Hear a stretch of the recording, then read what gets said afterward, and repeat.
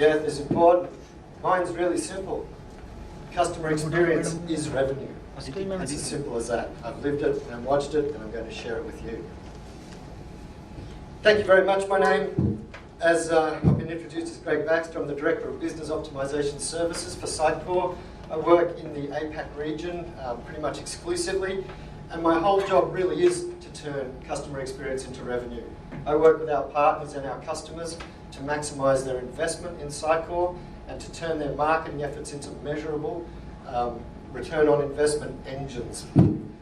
So my topic today is really around, does your brand have digital amnesia? Because it strikes me as kind of incredible in 2015 that we have these websites that are still just giant billboards. They don't listen to what customers are doing.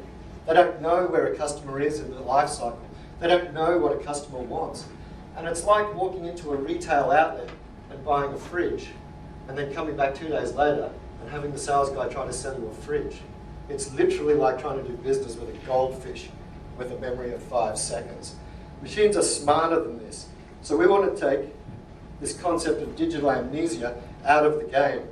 Given that we live in the most data-rich environment that humans have ever made, it's extraordinary that we don't listen to what they actually do on websites. And it's incredible that our websites are not instrumented to react to what customers do in real time. So I'm going to have a quick word about Sitecore. Excuse me. Most people think we're a web content management system. We are anything but. We're a multi-channel digital marketing software company that works exclusively around experience management across any environment, digital environment that a customer uses. I'll share some industry background, which will really clearly explain why we grew to be this and did not stay in the game of let's upload an image, let's change text once a month or when a product changes. And then I'll show you what a dumb website is like, really, because I wanted to, excuse me, this is very, very, very sensitive. I'll just dial that down a notch. I'll show you what the current state of the art is in a website today, which is not very exciting. And I've chosen a really big brand that's well renowned for its incredible marketing to show you how kind of not to do this. And then I really want to take you through what a Sitecore-powered website does from the customer's perspective. And when you see this, bear in mind, there is no code in this. This is a tool generated to let marketers go to market with their ideas and their strategies. And then, really, I'll finish off with some of the work that I've been lucky to be involved with and that are all Sitecore examples, where we see revenue increases of 500% just by making websites smart enough to listen to what customers do and deliver the right message at the right time. So in a nutshell, the Sitecore Experience Platform is a data-driven web and digital marketing system designed to sense and adapt to customer needs in real time to increase revenue and conversions. Sounds pretty simple. A couple of the companies that we work with around the world, we work with very large companies like Microsoft, we work with banks, we work with people like Zurich Insurance, we work with e-com giants like ASOS, IKEA, Costco, banks like Barclays. So it doesn't matter what vertical we work in. The one thing that all of these people have in common is that they have customers. Even government have customers. They call them citizens. They might like to pretend that they're not customers, but of course they are. So we have a fairly good cross group of, excuse me one second, a very big cross group of customer types and industry types. And the reality is, no matter what we do for business, our landscape has changed. People still talk about the web, and in Asia, and I think really in the West as well, the web is kind of dead, guys. I hate to be a downer about this, but we now live in the age of the splinternet, not the internet. And I think particularly in Asia and in India, from what I've seen from the session before, mobiles are the most important channel that there is right now. But social is a giant channel. CRM and offline are both giant channels. Point of sales is a giant channel. Customer service contacts is a giant channel. So we need a tool that can manage and track every customer interaction and every touch point with the brand across all of those channels in order to get a single view of the customer and in order to be able to service them. So Sitecore lets you create web content, it lets you push that web content out via emails, It lets you push that web content to social networks. It interacts with CRMs and point of sale systems all over the world. And essentially, it is one platform. It is not an integrated Frankenstein monster of the 14 different typical web tools that we see. The Luma website that was shown before is really very true. It went from about 200 products to 900 products in 2 years. The average company we talk to has 14 of these things. Imagine dealing with 14 different technology stacks. The learning curve is horrible. The integration is expensive. I love integration. Every time I hear it, I hear money. Ching ching, because it's costly stuff. So Sitecore's whole vision is one platform. Well, that's really cool from an operational perspective. But the best thing about it is the single view of a customer that you get. You can't integrate your web analytics with email analytics. You can't integrate that with the KPIs of a call center unless you're a mathematician with a head bulging out to here, and marketers are not. They're mere mortals. So we deal with all of those channels, and our goal is to know every customer. So Sitecore tracks everything a customer does, every page they click on, every day that they complete, and profiles them against a particular segment, and then triggers the surfacing of the most relevant content and calls to action that will make that customer move down the cycle towards a conversion. We turn that data into insights using a singular analytics piece. We don't measure time on page. Are you trying to prove how hard it is to find stuff? We don't measure how many clicks. We measure when a customer actually undertakes an action on a website that signifies a conversion. And we do this to measure a magical world called engagement. We want to measure our customers' engagement. We then have a full capability and a marketing automation capability that lets us tie that entire journey together so that we can create and corral the path to conversion for customers. In a sense, we use a thing like workflow, but it is marketing workflow. If a customer looks at a video on a car dealer website, and we know that they're interested in that car, then show an offer for that car, not a generic offer. Surface a test drive message and a finance message, because those are the next steps that customers should take. Instead, most of us have websites where the content is stuck and set in stone. It doesn't matter what you do, that content will be the same visit after visit after visit. So why we're doing all of this is that we're collecting this thing, all of this customer data, in the jewel and the centerpiece of Sitecore, which is the experience database. So this is just a little snapshot of the database. We get an overview of who our customers are. We see their profile. This person is interested in backpacks because this is a tourism website. We can see the value of every visit. We can see patterns that he has matched in terms of persona. Is he Sandy the sunbather? Is he Peter the parent? And so forth. We can see every visit. We can see every campaign. We can see every goal that has been undertaken. And because we connect in a multi-channel world to things like Facebook, WeChat, LinkedIn, we can consume people's social profiles and bring down pictures of them. We can understand their likes. We can look at where they visited. We can look at their friends lists and all of that kind of stuff. And we offer a lazy login via Facebook and those social networks to do that. You're seeing that all over the place today, right? Log in with Facebook. The cool thing about it, apart from convenience, is it opens up a pipeline between our system and Facebook's metrics, which we can then include in our system and exploit. We can see every piece of marketing automation and every campaign that they've been impacted on in terms of the return on investment. I honestly don't care if somebody signs up to a campaign. What I care about is, did they convert? That is the only measurement that really makes sense to me. This is just another shot of the experience database. We can see all of the aggregated data about a user, but the most interesting thing about this is that we can see the timeline of every touch point that a customer has had from the moment they visited your website, or the moment they landed on your Facebook page, or the time they tweeted to you, or positively or negatively, and then we can see every interaction that person has had with your company, whether they rang a call center, whether they talked to a sales guy in a store.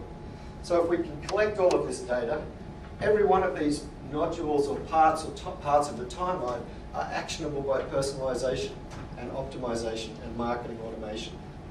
It really is the ability to craft and create the user experience and to and to guide people through your websites and digital channels to the place that you want them most to go. So in 2015, given that we have all of this power, Cycle's been around since 1999, and this capability has been around for a very, very long time as well. Given that we have all of this power, how is it that our websites still can't talk? It's simply not doable to code websites, to react to every single person and every single interaction on a website. Systems like ours let you understand who are the customer segments on your page. It lets you test the personalization that you create to see whether the conversions that the personalization drives are better or worse. It lets you run multivariate and A/B split testing across every single piece of content, because we believe that a website is a continuous living beast and should not be published once a month. It should be continuously optimized. So a very exciting part of what Sitecore does is it gives the ability for marketers to do A/B testing on things like the images that they use, the headlines that they use, and so forth. And it gamifies this process to create a sense of marketing at high velocity. So you can see amongst your marketing team which one of your marketers is creating the most compelling content based on real life sales and conversions. And of course, the ability to do this optimization is baked right into the interface. These are marketers, these are not programmers. The second you ship a piece of an idea or a strategy off to a programmer, you have code, you have releases, you have tests, you have UAT, and you have all of that stuff. And your opportunity to market has just walked away. So for us to say, now to be truly successful, every company has to be customer obsessed. We live in an era where brand doesn't really matter as much as customer service. 88% of customers think they do, of companies think they do brilliant customer service. 8% of customers agree with them. There's an enormous disconnect between what we think we achieve and what our customers report that we achieve. 2020, according to Forrester, is an age where 77% of millennials would rather go to a dentist than walk into a bank. And they would bank with a non-bank brand like Amazon, like PayPal, like a Pure Play. Lending Club is a peer-to-peer banking situation, which is already a $1 trillion business, which basically means that non-banks lend money. People lend it to each other. It is an industry in huge disruption, and many are. Uber, Airbnb is the greatest stock of holiday properties on the face of the earth right now. They didn't exist 3 years ago, yeah? But they already own that market. So everything is changing, and everything depends on this one word, customer. 82% of consumers like reading content from brands when it's relevant. This is such a no-brainer comment. I mean, why wouldn't you? Why would you like to read stuff that is not relevant? 74% get frustrated with websites when they offer content offers and so forth that have nothing to do with their interests. So the first thing you need to do if you step into customer experience management is align somebody's intent with what they see. This is basic stuff. But we just simply haven't had the technology base to do it up until now. Gartner say that through 2014, companies that use continuous optimization, personalization testing, and marketing automation will see a 600% increase in their conversions and their responses. And I've been lucky to be involved in projects where we've hit 500% and so forth. 94% of in-house marketers agree that personalization is critical to current and future success. 77% of Fortune 500 companies that are leading the pack now are customer obsessed. And they are companies that have destroyed Borders, destroyed Blockbuster, destroyed Kodak, and companies like that. Kodak's a great example. They owned the patent for digital photography. They had the biggest photography brand on the face of the earth. And right now, they are a smoking hole in the desert because a company called Sony literally buried them in their own game. So let's take a look at what websites do today. And this is why I talk about amnesia. It strikes me as really weird when we talk about how people sell and we understand the psychology of selling so well, yet websites are this monolithic presence that never change, that don't listen, that cannot understand what I want. So here's Apple, right? Coolest company in the world, rock and roll company, known for being brilliant. And here's their website. And this is a friend of mine actually buying an iPhone 6. He goes to the website, he does all of this stuff to check out what he can have. He chooses the right phone. He goes through the process of tailoring his offer and so forth. He then looks at how easy it is to set up, and he does all of that stuff. And he goes back to the website a day or two later, and it doesn't understand that he's already looking at it, and it has the same marketing message that he saw 2 days ago. It has no clue where he is in the customer life cycle. It is treating him like a goldfish, which is a major disconnect. Then the guy buys it, right? Takes the punt, gotta have an iPhone, fanboy kind of thing. So he buys the iPhone, he completes the order, he gets the iPhone delivered, he goes back to the website 2 weeks after he owns the iPhone, and it's disconnected from the CRM, it's disconnected from reality, and it's still trying to sell him the iPhone. Really? You know? Do I need to? No, I don't. Do I need a website that's smart? Yes, I do. Then to add insult to injury, 2 weeks later, they send him an email that says, buy an iPhone 6. And at this point, he's tearing his hair out. How stupid is this company actually? And the first thing he does is unsubscribe to their mail feed, because it's completely irrelevant to his needs. It does not understand his intent at this point of time. And it is not a matter of content. There's all of this stuff around iPhones that the website could have been trying to cross and upsell to him. They're really cool headphones. There's all of this... Apple. There's all of this content about how to make your phone experience cooler. Steve Jobs is haunting me. And there's all this content that's basically there that they could have actually done, but they did not. Their website is just standing there like a drive-in movie, and you're supposed to drive in and watch it time after time after time with no understanding of who you are and what you want. Huge disconnect in this whole process. So now I want to show you the difference and the differentiator with using a platform like Sitecore. So I'm going to show you a website that was created using Sitecore. So this is not PowerPoint or anything like that. This is a real live example. So I'm going to go out, I'm going to dial up an insurance website. Online, this is a good thing. So it'll take a second to load, because it will, but hopefully not too long. As I said, hopefully not too long. The ghost of Steve is still with me, clearly.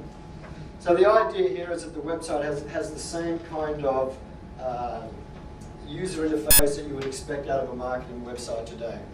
It has the big hero image, it has a whole bunch of placeholders on it, and it has calls to action. I'll just hit that again. Mental note, don't disable too badly. Very good. Yeah, cool, thank you. So, as I said before, great big call to action, a couple of placeholders, a great big hero image, carousel typically, a couple of placeholders down the bottom, and a learn more thing. And yeah, sure, like all Sitecore things, it's responsive out of the box, it'll change, it'll work on a mobile phone and all of that kind of stuff. But that's really only half the battle. You're still just showing what a site looks like on a smaller screen.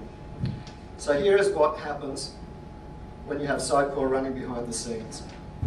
So the start of the user journey is very typically a search, and Sitecore has the ability to listen to what somebody uses in a search engine. So I'm searching for best car insurance.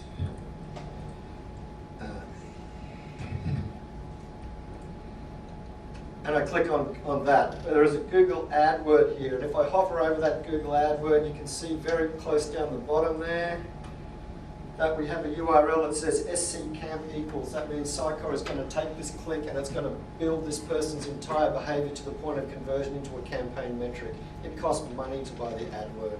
Was it worth it? Is the AdWord working? We don't care about impressions and clicks. What we care about is, did the thing sell anything? Quite unashamedly. And remember, the insurance website had home insurance, it had car insurance, it had health insurance, it had insurance for everything. But this customer has just told us, point blank, that they're interested in car insurance.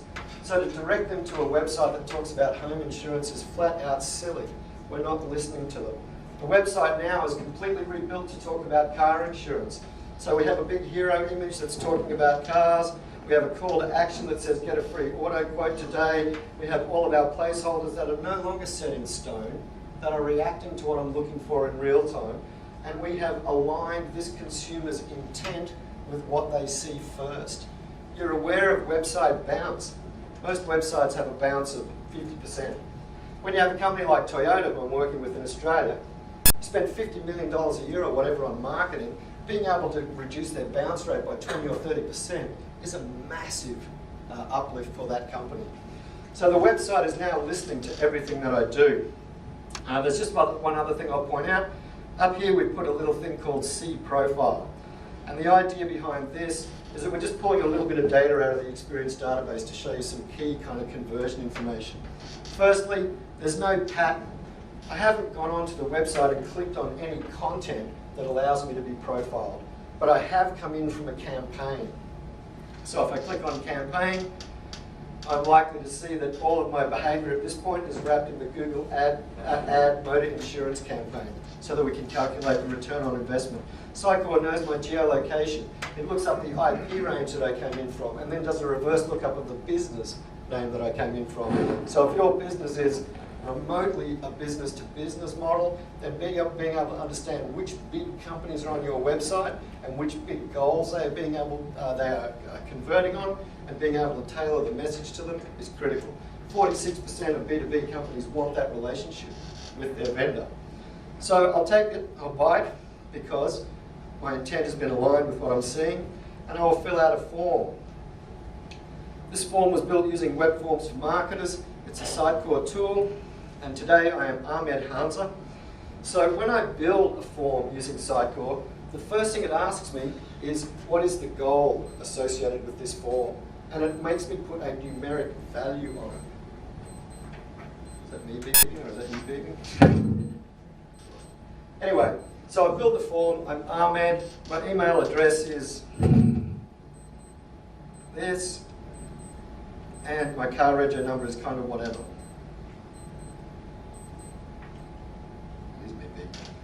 The other interesting thing about this is the submit button actually has an engagement automation piece underneath it. So as soon as I submit this email, it's going to trigger personalization. It's going to pick up all of this data and push it straight into a CRM and the experience database so offline people can see it. And it's going to trigger an email out to me. All these marketing people tell me the best time to send an email is the third Thursday of the month because for some reason we're supposed to have done all their work by then. The best time to send an email is when somebody is interested. It needs to be triggered in line with their intent. So I click submit and all of that stuff happens. Personalization is going to happen because our user has just fulfilled a major goal and we want to change the website story to cross or upsell or move them further down the pipeline.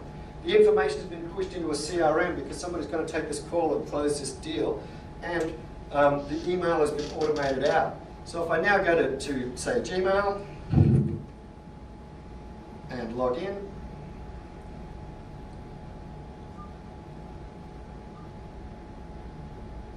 Ghost of Steve is going away, which is really cool.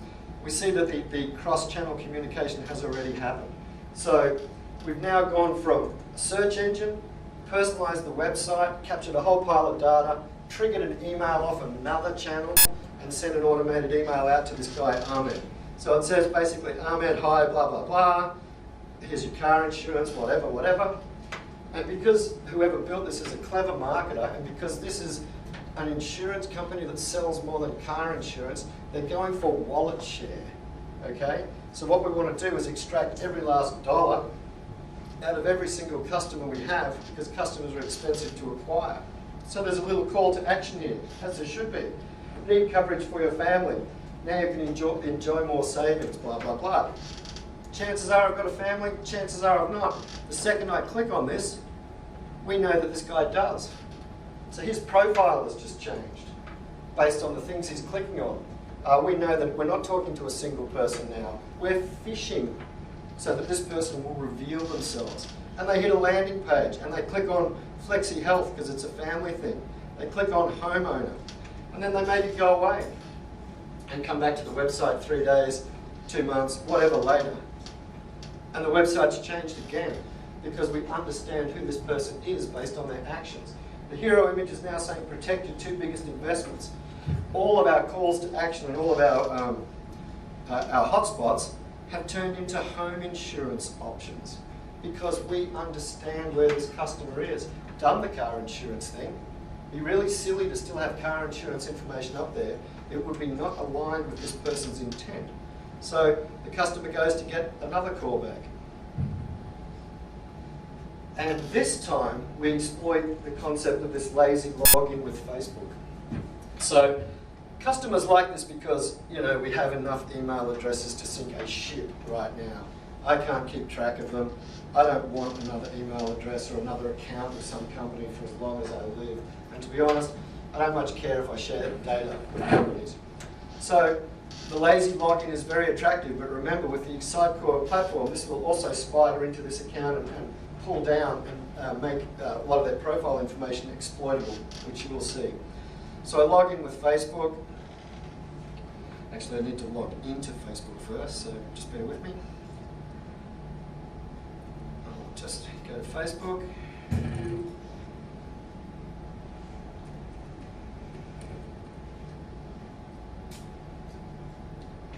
And I will not log in as myself. I will log in as my friend, Ahmed.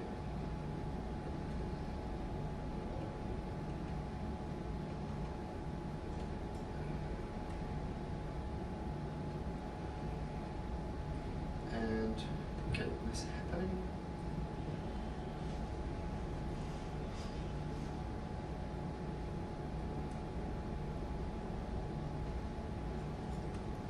So I log in, and we'll take a look at Ahmed's profile firstly.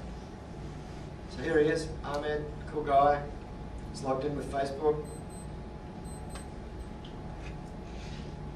So we'll just take a look at his homepage. And if we take a look around his homepage or his page, his Facebook page, we can see that he's been interested in golf. And down here he has an interest in golf and he has liked this golf as a sport thing. So when we get him to log in with Facebook, we get his detail. So if I go back home now, excuse me, based on the fact that he's logged in via Facebook and we were able to look at his Facebook profile, we're now able to offer him insurance based around the fact that he loves golf and that's his favourite sport.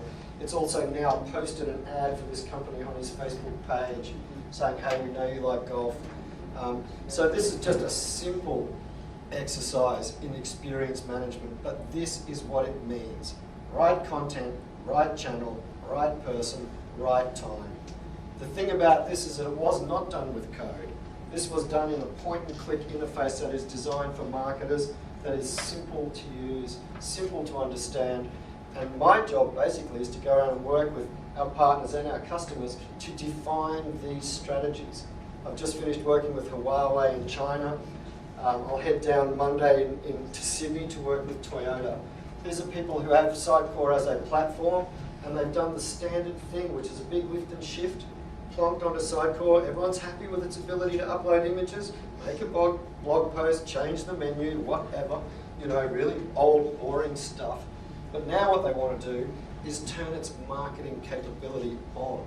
And we have a process and a methodology that is simple and robust and proven to work. So none of this stuff should make you feel fearful. There's a simple path to succeeding in this world. Now that you've kind of seen that, I want to go back to my slideshow. So Greg, one quick question. Yeah. My name is Sumit. So just curious, after we do this OAuth authentication with any of the social media sites like Facebook, Twitter, whatever, do they really share all this profile information after we are done with this OAuth authentication? That comes down to the social network. But certainly Facebook lets you pull a great deal of information. LinkedIn, for example, in a business-to-business sense, would let you pull down their title, who they work for, who their colleagues are, and stuff like that. So many networks started out as being open. Then, of course, they needed to monetize. So they will hide part of their profile data if that's part of their revenue generation capability. But it's extraordinary what is publicly available right now. So in LinkedIn also, like if you go with the free option, you get very minimal detail. You do. You get less When detail. you go with the paid APIs, you get more detail. That's exactly right. So the idea with that is that you're offering some kind of service, a lazy login, but it provides an incredibly rich big data view of another way to market to people. But does it also depend on continent to continent? For example, in Europe you have a petro attack, right? Where if there's a if there's a profile information, then the guys cannot share with others, right? It depends again. It depends on each country's legislation. Yeah. So there is that. But just being able to do it at all is a pretty extraordinary thing. You will get enough basics to market to somebody really, really well. Yeah. But then in case, say we're using Facebook or LinkedIn's data to have customizations or personalization, so to say, in our site, and tomorrow they become conservative, right? Say LinkedIn used to share recommendations earlier through paid APIs, but then they stopped doing it. Yep. Then it would mean a change for us as well. It will. Hey, we work on the internet. If anybody in this room thinks what they're doing today is relevant tomorrow and that's guaranteed, they're in the wrong business. Yeah? We seriously change strategy every single quarter of the year. And I completely understand what you're saying. It is a game of constant catch-up. But marketing has been that way forever. Yeah, it really is. What's cool to me is just the sheer amount of data that we have. We have websites that track people based on weather. So there's a company in Australia called Bunnings, and they're a monumentally large home handyman warehouse for buying, I don't know, whatever those guys do, shovels and stuff, and garden stuff. When it's sunny, it promotes stuff like, gardening equipment. So you're out in the yard doing all of this yard stuff, and if it's rainy, it promotes, tile and stuff because it's time to be inside and finally renovating the bathroom. We have companies that are basically tapping into the Bureau of Meteorology to schedule how many staff they need to put on. Juice companies. When it's sunny, they need a lot of staff. If it's not sunny, they need less staff. So big data is playing a huge role in the way all of this stuff works today. So I want to go through a couple of case studies now very quickly to show you that this is not about just being cool. If this does not translate into revenue, none of us have done our job very well. But it's amazing to think that for the first time, we can prove the return on investment of every single campaign that you run. 70% of marketers on this planet right now don't think marketing has a return on revenue or an actual monetary outcome reality. These people are finished. Yeah? This is not about brand impressions. This is not about more social likes. This is about marketing being sales and marketing being at the big C table. And the only way to stay at that big C table is to be able to prove your economic and monetary value. So here's a couple of little teams that are doing this right now. Just finished working with a company in Singapore called Ascendus. Really, really big commercial real estate outfit. And what they do is build multi-billion-dollar shopping, science, industrial precincts. Yeah? Huge deals, massive. And what they wanted to do was amalgamate all of their millions of websites into basically a multiple lingo website that changed everything based on where you came from geographically. They wanted to use personalization to drive local relevance. And they wanted to create profiles so they could understand who their customers were. I went in and worked with them with the partner that was involved, and we ran them through a process where we understood what those engagement or analytics were. The things that we measure are the things that we optimize and personalize towards. We did rules-based personalization. It's so simple that it's a crime to own Sitecore and not do this. If someone comes from this location, show this. If somebody fills out a form, show that, send an email, update CRM. Really simple tripwires to change content and so forth. We took them through a profiling exercise, we took them through a testing exercise, wrote them a report, and then went in and actually implemented it with them. So this is their homepage, geolocation by 9 countries on the hero image, and also on profile, because people want to buy these huge industrial parks and so forth. People want to rent the property inside it, and people want to invest in it. Okay? So there's a couple of really obvious profiles. And of course, campaign. If a campaign's running, it's going to supersede all of that stuff and occupy the hero image. To drive relevance, they have a feature property here. And if you are looking at properties in India, you will see Indian properties in the hero image, in the feature image. Or if you're looking at science parks as opposed to retail precincts, you will see science parks in India. So it's just a way of delivering the right content. And of course we have our call to action. The call button has 9 different numbers based on geolocation.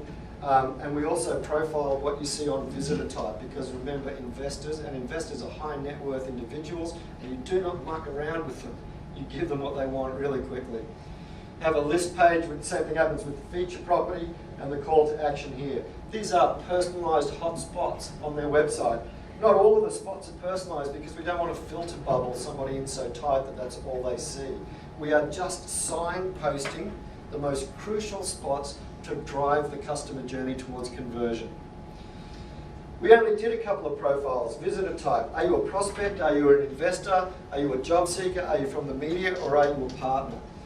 They build these different kind of precincts. Commercial offices, business parks, light industrial, retail, so forth, so forth, so forth. Simple stuff to do. Point and click to embed into Sitecore. A profile goes on every page.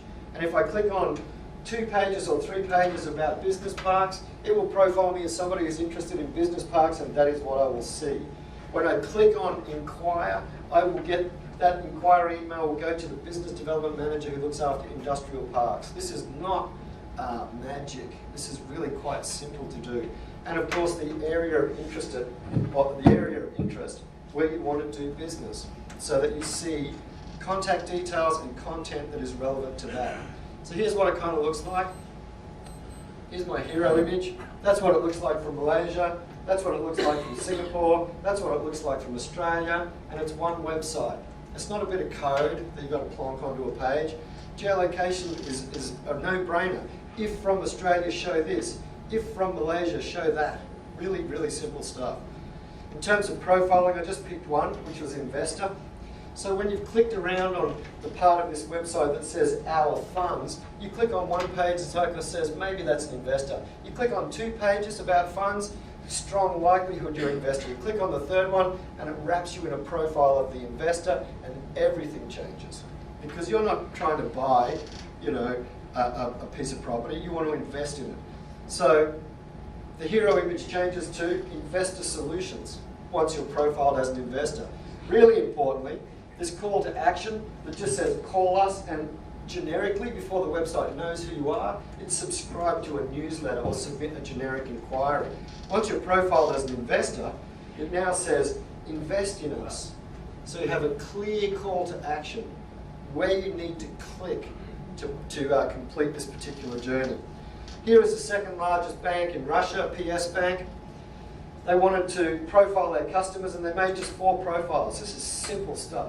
You're a personal banker. You're a mum or you're a dad, right? You don't have a pile of money, you're just an everyday banker. You're a private banker, but you're a very rich person. So you have the big client, you have business, and you have corporations. They did some geolocation and some campaign stuff. What we call low-hanging fruit. It's not hard to make these plans. It's just a shot of the Sitecore back end and the rules engine that drives this. You'll notice it looks a lot like Microsoft Outlook. If an email comes from this person, put it into that folder. That's all this stuff kind of is. You see 2 different pages there. One is unpersonalized. This is the new website with a whole bunch of personalized content on it for customers. And here is the outcome. Banks get out of bed in the morning in order to sell us loans and to do other things that drive revenue. It's not a big piggy bank. It's a business, yeah? So their biggest priority after working was to increase the number of organic conversion loan products, to sell loans. And in the quarter after implementing personalization, they have a 500% measurable increase in the conversion of organic loan products. The team that implemented this, the marketing team that implemented that, are rock stars to that company. Not because they added more Facebook likes, because they severely boosted the bottom line revenue of the company that employs them. They also knew they needed to go mobile, so they had a 100% increase in mobile and a 150% increase in traffic because the content is relevant. Really simple, not difficult stuff, but a stunning outcome. This is Nissan. Same kind of thing, huge automotive company. You don't buy a car with a credit card over the internet just yet, although I swear they're actually starting to trial this in Australia right now. So what Nissan did first was the usual stuff, some basic profiling. Are you a family car buyer? Are you a first car buyer like a kid? Do you live in the bush? Do you live in the city? Blah, blah, blah, blah, blah. These guys, they don't want to sell you one car. They make no money out of selling you one car, right?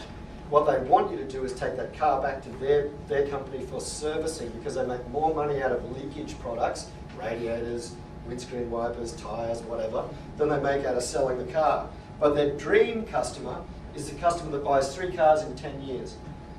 So if you think about this, if I use a system like Cycle and I go here and I buy a car, and then 3 months after I buy a car, I get an email that says, "Dear Greg, it's service time. Here's a Google map of where you bring the car for service. This is the guy that you talk to, and we'll give you a lender car while your car is being serviced." I'm going to go click.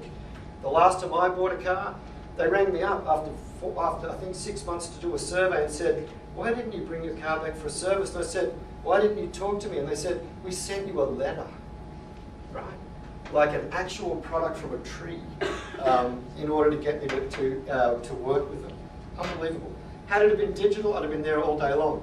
So anyway, I go into their CRM system, and 3 years after I've been in their CRM system and I've been through sales and stuff, they need to be sending me out a mobile message that directs me to a website that has the new model of the car that I like, because they want me to flip that car really badly.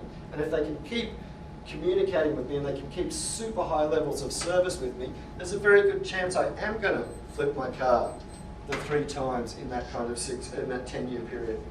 So basic personalization, campaign stuff, really simple. You go onto Google and you search for Nissan Patrol, you see a Nissan Patrol. You see a movie on the Nissan Patrol. You see the engine specs on a Nissan Patrol. You get to book a test drive for the Nissan Patrol. Yeah? Just simple aligning of intent. The easiest stuff you can do in Cycle. Then they got really clever about it.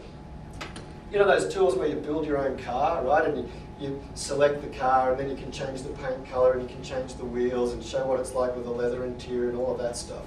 I had one of them on their website, which wasn't being used very well, and they used our marketing automation, our marketing workflow, to drive people to complete this. So you started filling out on your dream car, and you would do like most people, abandon the process. It would email you and say, "Dear Greg, you're nearly finished with your dream car. If you finish your dream car, then we will make sure that that is on the lot when you come in for a test drive." Not the same car in a different color with a different interior and different wheels, so I have to imagine it, the actual car. So as a result of that automation, they have 7,000 people a day completing their dream car. Step back and think about the data they're reaping. 7,000 people a day saying, "I want this car in this color, with these wheels, with this interior, with a tow bar, with roof racks, blah, blah, blah, blah, blah." Just huge amounts of data. So much so that it's affecting their stock control, yeah, which is an expensive business for them. So they know they need to send, I don't know, 20 silver Nissan Utes to Alice Springs, which is desert outback in Australia. So it's a utility vehicle. And they know they need to send 15 red sports cars to Melbourne based on predictive analytics that are not guessing, based on what's actually happening. So Nissan is a car company. You don't buy a car with a credit card just yet. So when they went through the process to discover what is important to these guys, and therefore what to optimize towards, it was test drive and it was contact us. They're their 2 top goals. So after the website's been live for I think 8 months, and this website won a huge award in Australia for its ability to drive business, the company has experienced a 150% increase in test drives. And then they shared with us that 75% of those is actually a sale. 1 out of every 2 test drives from Nissan turns into a deal. So again, the marketing company and the CMO of that company, who drove a 150% increase month on month in test drives, is not somebody they're going to let go of. Is not somebody who has to go back and beg for budget for the next idea in order to market. He is an established, measurable, and vital part of the business. 150% increase in contact us. And remember what I said about these guys' marketing spend. These are big, big companies. If they can reduce their bounce rate on ads by 30%, That is a staggering return on investment on their marketing spend. And that is just done by aligning things like a TVC or a magazine ad landing page or a Google search with what you see on the website. That's kind of how the lady is sawn in half, and it is not overly complex or difficult.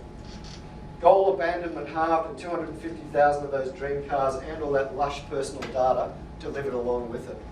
Outstanding kind of result. We see results like this across the board. This is DTG. They are the yellow pages of Denmark. Yeah. And these guys sell digital ads. Yeah.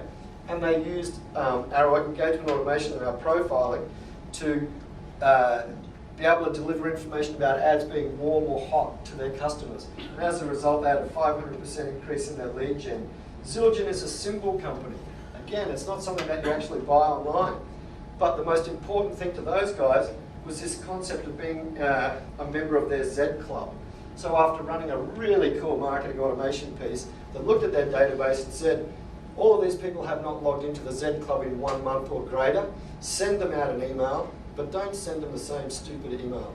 Go and look at their profile and figure out whether they're an orchestral drummer, whether they're a rock drummer, whether they're a teacher, and then show them the latest symbol that suits their musical style. Okay? And invite them to come back to the Z Club. So they had a huge spike increase in that, which is the most important thing for those guys. Blue Garden is an HR company, payroll systems, etc., etc. 120% increased sales with a personalised website. QTMB, this was a 2-week campaign. $60,000, really cheap. Cool campaign. I don't have enough time to go into it right now, but essentially as part of that campaign, 40,000 people were in it. 37,000 people, 100% completed a profile, a survey. And that survey was personalised. Yeah? So it figured out who you were, then it asked you who you banked with and all of that stuff, and when you went back to play the campaign site 2 days later, it would show you their home loan against the home loan that you nominated, that you banked with a big call to action to say switch.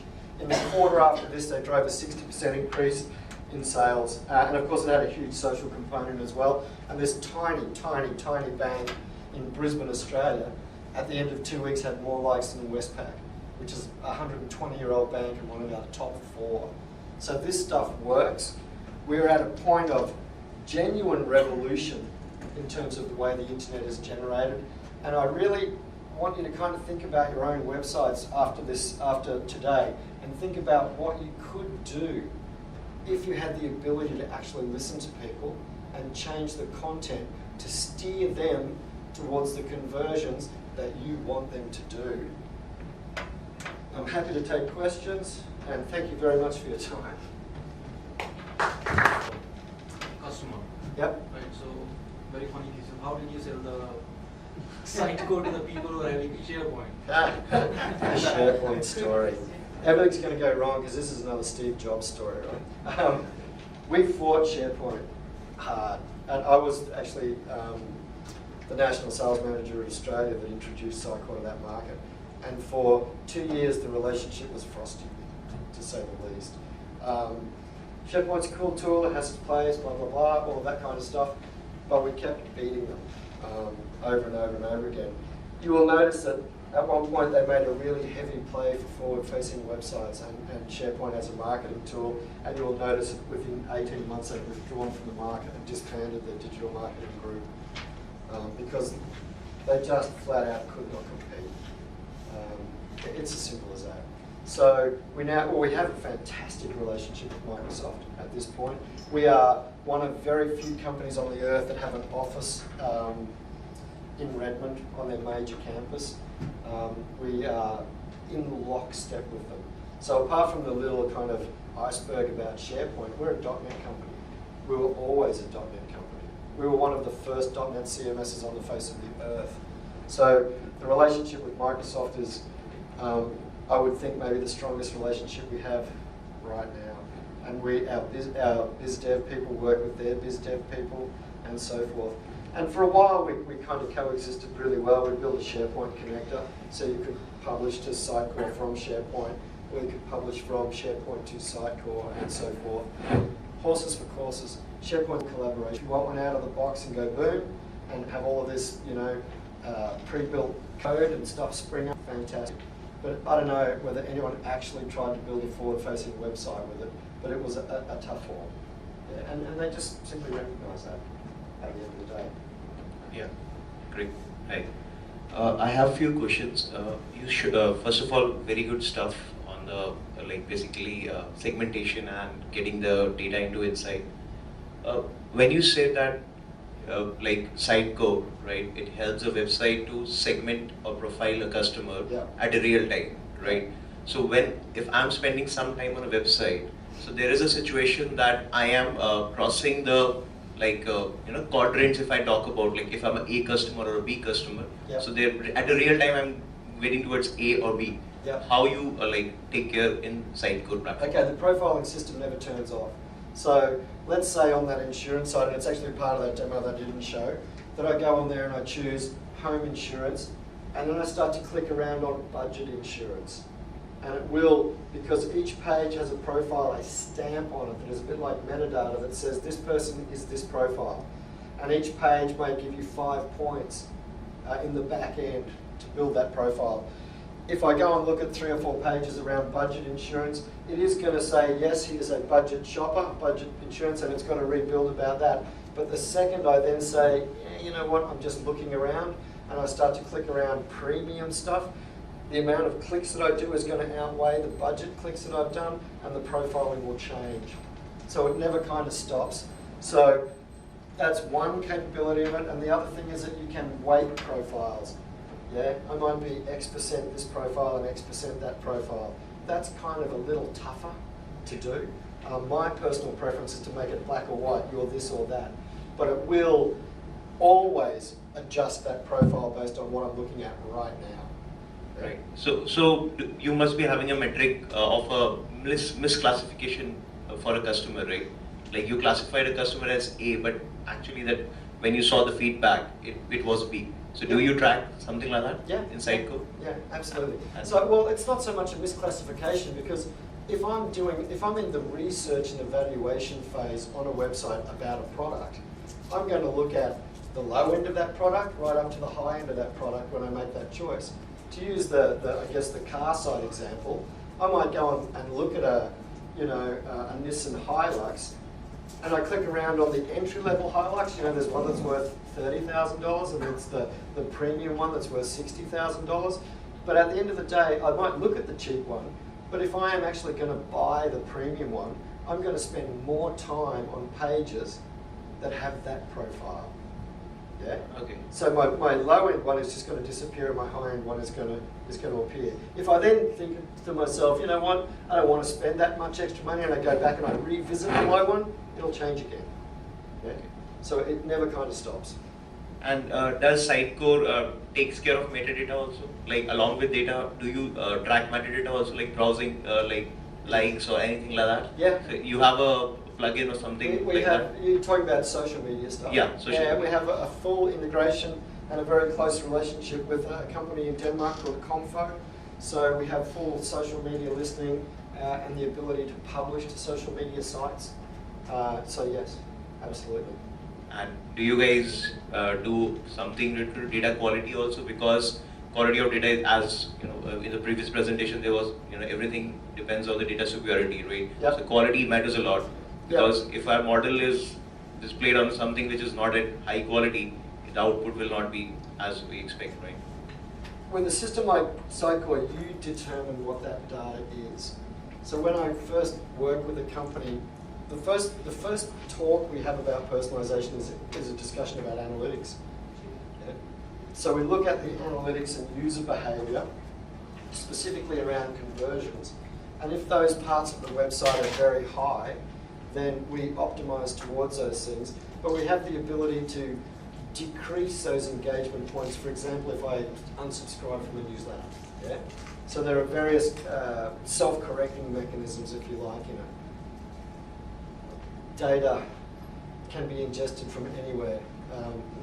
And the quality of that data, of course, is honestly not something that we're built to evaluate. We are built to change content and calls to action in real time based on customers' online behaviour. If there's a whole pile of dirty data pushed in from a CRM, there's not a lot we can do about that. Yeah. Great, thank you. Sure. It's a fantastic presentation. So, really got to know about a bit of site code. Just want to understand what kind of analytics, referring to the insurance example, the site one. What kind of analytics? Insurance one, the example you showed in insurance one. Yeah. Assuming it like, this site is based on site code, right? So do we have that kind of analytics where we can gauge in like the customer who served on that particular insurance site, is he going to which other insurance sites? One. Yes, we have we built our own analytics because, my personal take on analytics is, to be honest, and I would like to think Psycho has a reputation for being honest, there are standalone analytics packages that do more than we do, but not one of them is actionable in real time. We built our own analytics, and yes, it shows where you exited to and all of that kind of stuff. It has a comparable amount of analytics to, say, Google or whatever, but it doesn't have the depth of it. What it does have is the ability to read those analytics in real time and change the experience based on that. I'll give you an example. I worked with the Australian Department of Defence, and they wanted to build a big social network that would help them retain skills in Australia, because it costs $750,000 to train a pilot in the RAAF. And these guys, they get all trained up and then they go and join Qantas. It takes an enormous amount of money to train a submarine mechanic, and then they go and join the mines. So they built this huge social network called ForceNet, and I was a very key part of the strategy around this, where soldiers, armed forces personnel could log in and they could interact with each other. It actually looked like Facebook behind a firewall, so they could join groups like the Canberra Army Motoring Club and blah, blah, blah. It was all this lovely, fuzzy front end. But underneath it was a set of analytics designed to stop the brain drain from the military. So it would track the things that you did, the things that you looked at, your sentiment and stuff like that, and monitor where you left that portal to go to generate a picture to the military to highlight whether you were transitioning out of the military. Yeah? So you're thinking of leaving, and it would start to understand that this person is at risk of leaving the military, and then it will automatically surface job opportunities, deployment opportunities, education opportunities to keep them in the military. So yeah, the analytics are extensible. It does all of the page view stuff and all of that kind of stuff, but I'm honestly not very interested in that. The key thing that it does is it builds this concept of an engagement value scale. And in the car industry, that's a real no-brainer. Download a PDF on a car, this much interested. Watch a 20-minute movie on the car, this much interested. Book a test drive, this much interested. And if I take those steps, the website should change at every one of those steps. And if I book a test drive and that website does not send me an automated email that talks about how cool their finance is, then that website is flat out Stone Age. And the next time I should come back to that website, it should say, here is the car you're looking to test drive, it's on the lot, book the test drive, and while you're here, look at our fantastic finance options to take me to that point of conversion. Thank you. Just adding to this question was like, let's say it's one Sitecore site and one is non-Sitecore site, right? Yeah. Being a competition, right? Yeah. And then what happens if both of the brands having Sitecore sites, then what happens? then welcome to the world of which marketer is best. Yeah. The important thing here is don't take a knife to a gunfight. Yeah. That's the important thing to think about here. There are no certainties in our world. I think it's a fascinating time in marketing evolution because the power that we have is extraordinary. We've got all of this data that we don't use.